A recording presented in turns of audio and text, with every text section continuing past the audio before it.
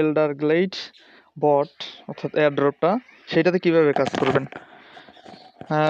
আপনারা সিম্পলি চলে আসবেন আমাদের টেলিগ্রাম চ্যানেলে, এসে এটা পেয়ে যাবেন। আপনি এল্ডার গ্লেড এই বটটা পেয়ে যাবেন। তো সিম্পলি এখানে ক্লিক করে দিবেন, এই যে লিঙ্কটা আছে সেটাতে ক্লিক করে দিবেন। তারপর এখানে স্টার্ট বাটনে ক্লিক করবেন।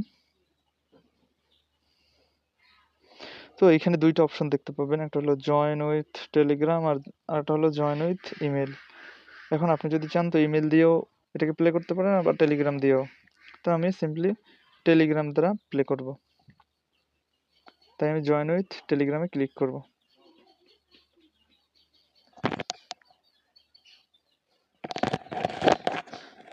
তো এখানে আসলে আপনি এরকম একটা অপশন দেখতে পাবেন। তো আপনার এখান থেকে প্রথম কাজ হলো এই প্লে অপশনে ক্লিক করবেন। তো এখানে আপনি একটা গেমে অংশগ্রহণ করতে পারবেন। একটু অপেক্ষা করতে হবে যেন অন্য যে প্লেয়ার আছে আরেকজন প্লেয়ার আসবে এখানে। তো লোডিং নিচ্ছে।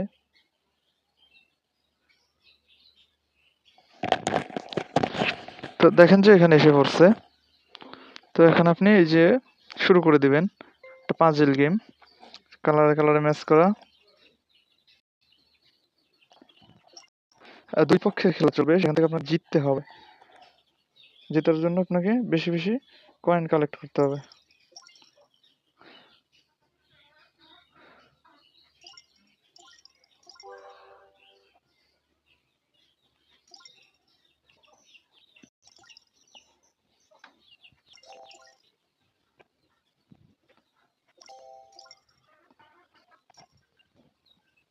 দেখছেন এখানে কিন্তু আমার পয়েন্টটা হলো 2296 আর তার পয়েন্টটা 1520 হচ্ছে। এখান থেকে হেরেছে, আমি জিতেছি। তো এখানে আপনি এক্সিট দেবেন, তাহলে ক্লিয়ার হয়ে যাবে। হ্যাঁ, এভাবে আপনি 10 বার এটা প্লে করতে পারবেন।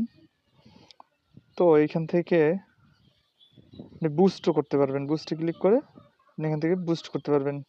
এনার্জি রিফিল এটাকে ফ্রিতে আপনি করতে পারবেন একবার ডেলি। তারপরে এখানে আপগ্রেডে ক্লিক করলে আপনি কার্ড আপগ্রেড করতে পারবেন, যেভাবে হ্যামস্টার কোম্পানি কার্ড আপগ্রেড করতে হয়েছে সেভাবে। আমি যদি একটা কার্ডে ক্লিক করি, যেমন এটাতে ক্লিক করলাম, এখানে পারচেস এই অপশনটাতে ট্যাপ করতে হবে। এটাই